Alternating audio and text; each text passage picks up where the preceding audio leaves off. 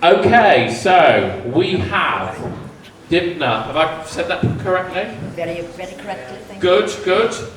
And Charlotte from Wall, which we saw a little earlier. Yes.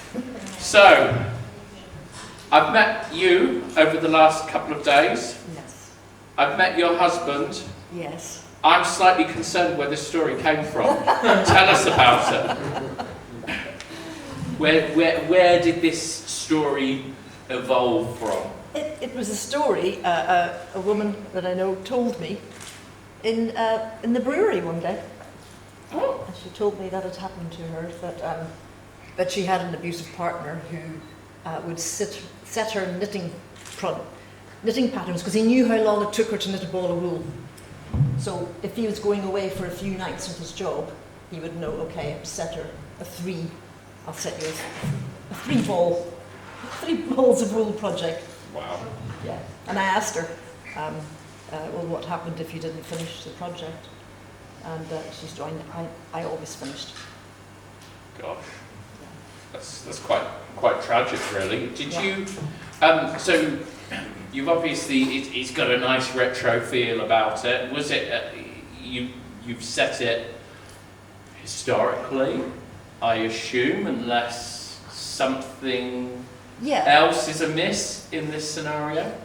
Well, no, I set it back in time. It was the 80s when it happened to her. Yeah. And I thought knitting patterns, they tend to be in magazines now. But she was younger then, so I decided I'd do it an older couple, so it's a sense of time, and it's the charm to harm. So there's elements of fairy tale in there, like the oval mirror. Because I remember the first time I watched it, I thought to myself, is this set back in time, or is this someone that is also not allowing time to move forward as part of that control process? Yes, yeah. So I thought that was really interesting. There was that because there is an aunt of ours, and when you step into her house, she's always had a very controlling husband. It is like stepping back in time. Her house is still like it was in the early 70s. You know, no carpet's been changed. Wow. And when did you come into this picture, Charlotte? I want to say summer last year, maybe a bit earlier. And we got in touch through a mutual contact because Dympna lived in Worcester and I used to live in Hereford. It's where I did the BFI Academy. And so Rural Media, where I did the academy, put Dympna in touch with me. And we kind of got on with it immediately. How long did the film take to shoot? 3 days. 3 days, that's pretty good. And Carrie let me into a secret earlier about Carrie has the no knitting. idea what the secret is. About the knitting. Oh yes. Did you have We had a stunt knitter. a stunt knitter? I mean, who'd have thought those would be words that would be coming out of anyone's mouth? It just beggars belief. Go on, tell us more about it was this. amazing timing because Alessandra, I contacted her through someone, I forget, but she had lots of knitting stuff. And then I said, well, could you maybe come, could you come on Friday afternoon? It'd be a good time. And she came like at 5 o'clock Friday, shot her stunt knitting, and off she went again. Sorry, I don't know why I find that so funny, a stunt knitter. So all the knitting that was done, how much prep was done in terms of that on the build-up? Oh yes, we had the local village, the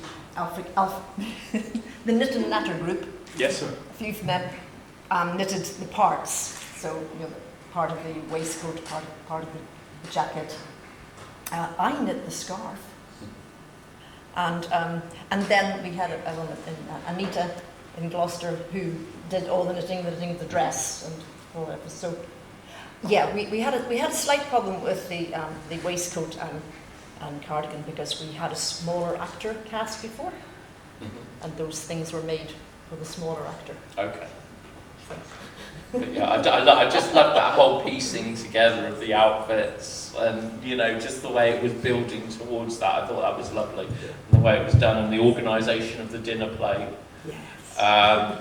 Did you at any point have the temptation when the knitting needles came out of the hair? Was there the temptation there? To do a little stabbing? Yes.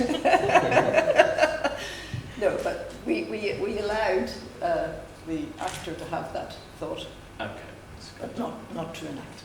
That's good. I think the wonderful thing about the film is you've managed to make it both really quirky, slightly funny, but at the same time very, very serious. And that is a really fine art. And how, I've spoken to you over the last couple of days, so I imagine that you are going to be quite humble about this response, but how did you tread that line of managing to mix both the humour and the severity of what was happening? Yes.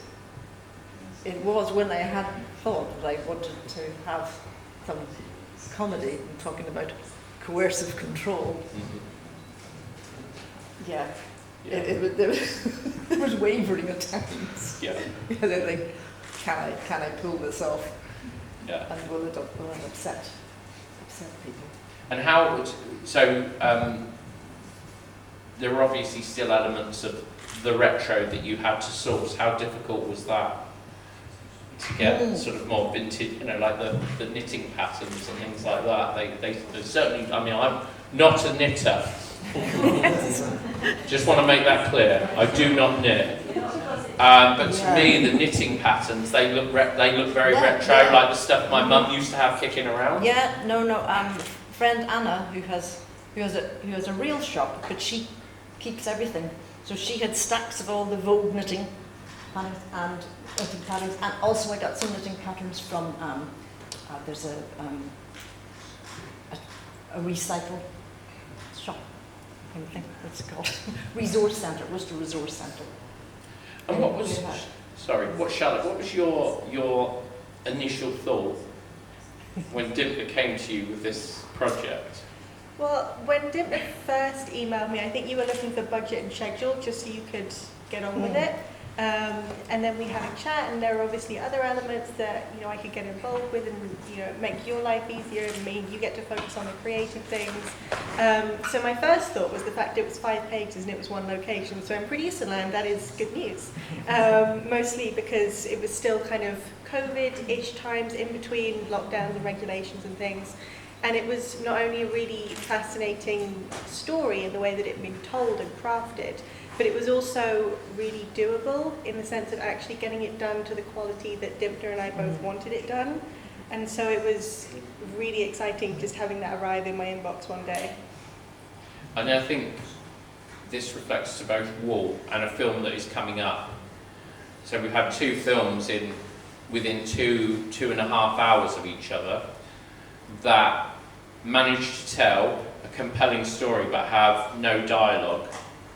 Did you always plan to have no dialogue, or did you think at some point throw the dialogue out? Or? Yeah, well, it started because I talked to the woman, and I interviewed her at length for doing the film, and it was going to be kind of, and then I did a few drafts, and then it was my old lecturer, Simon Bovey. I asked him to cast his eye over it, and then he said, "Dympna, have you thought about doing this with no dialogue?" Because he had a whole module where we did lots of scenarios with no dialogue, and I did love that module. So, so I took on the challenge. I really like the transformation of the actress as well, from start to finish. Yes. It's almost like she becomes a different person. Yeah. And again, that's another skill. Do we have any questions out there from our lovely audience? One at the front.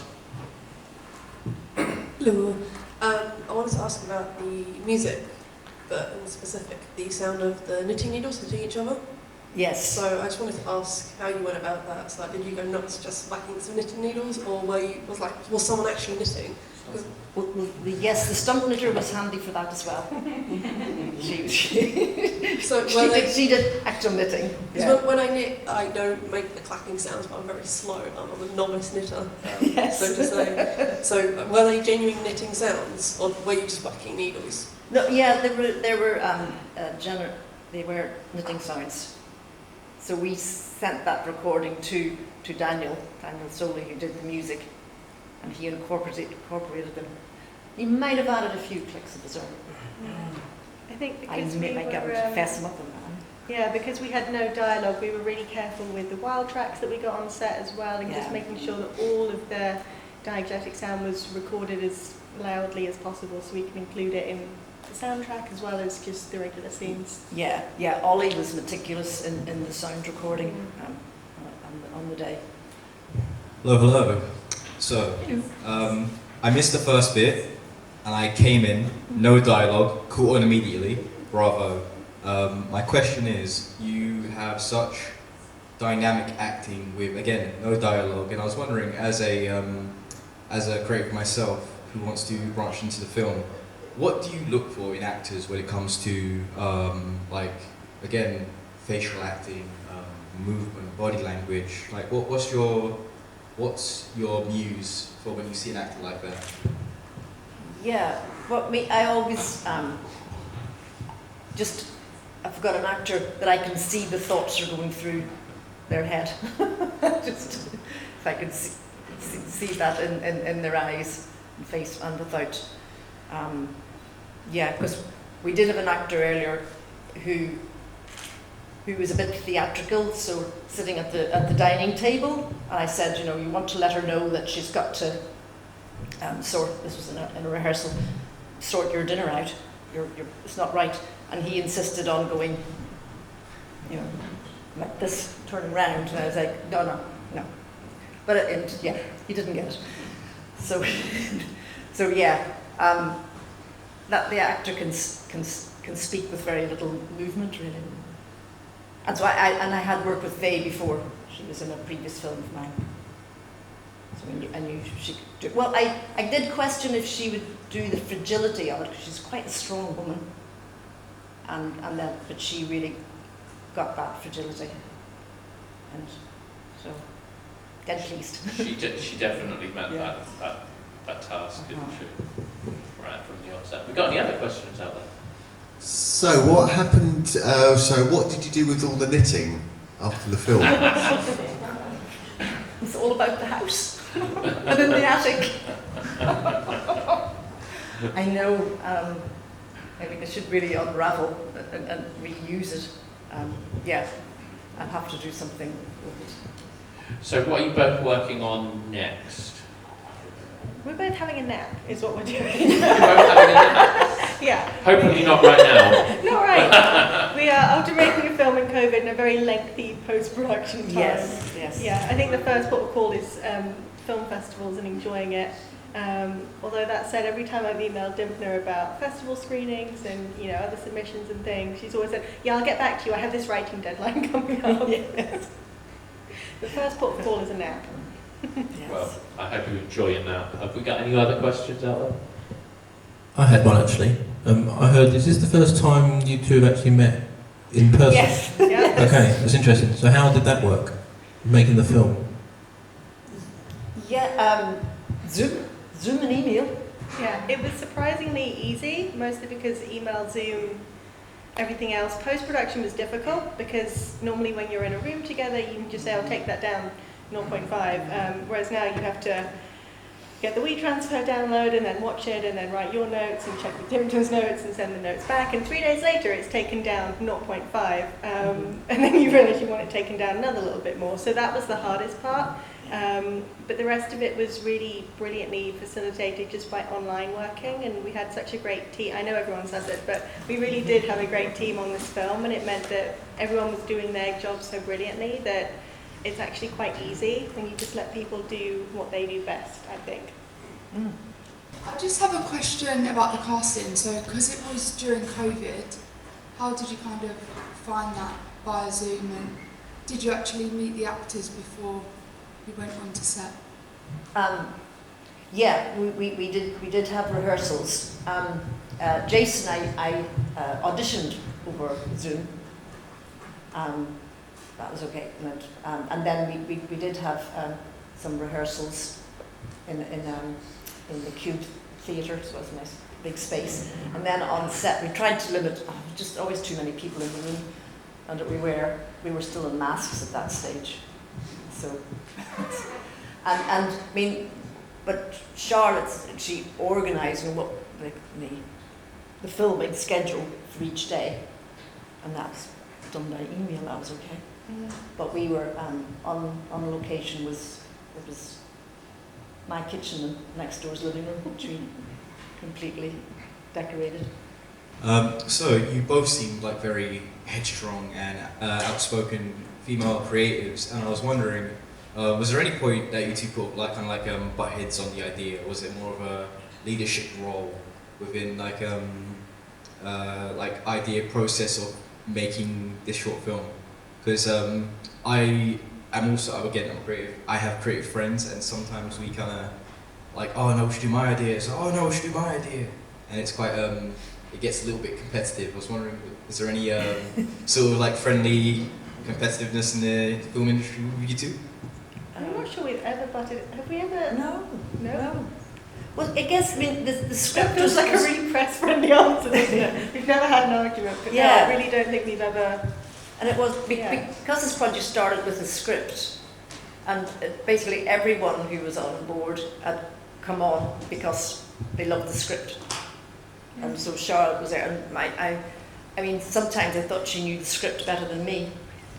You know, when it came to editing, I'm like, Yeah. how do you know that? I think the key with all creative endeavours, especially when you've got different approaches and viewpoints, we always were on the same page with the end product, with the film that we wanted to make and the way we wanted to tell this particular story. And so it meant that every decision and every conversation we had was about how do we best facilitate telling that story. And so when it got to the edit, I had someone ask me, well, you're the producer, why were you involved in the edit? It's not really your area. And I said, well, my job is to support Dympna and facilitate her vision. So if I know she's going for this particular feel in a scene, or she wants the audience to feel this way during that particular moment, and I've spotted a way that we can make that happen in the edit or on set or whatever it is, then it's about suggesting that and discussing that, and all of it at the end of the day is for the good of the project, rather than my particular approach or Dympna's approach or anyone's really. Yeah, very much. Well, thank you ever so much for bringing Wall to us. We really enjoyed it, and it provoked a lot of discussion amongst our team, so well done. If you'd like to give our two lovely ladies last round of applause.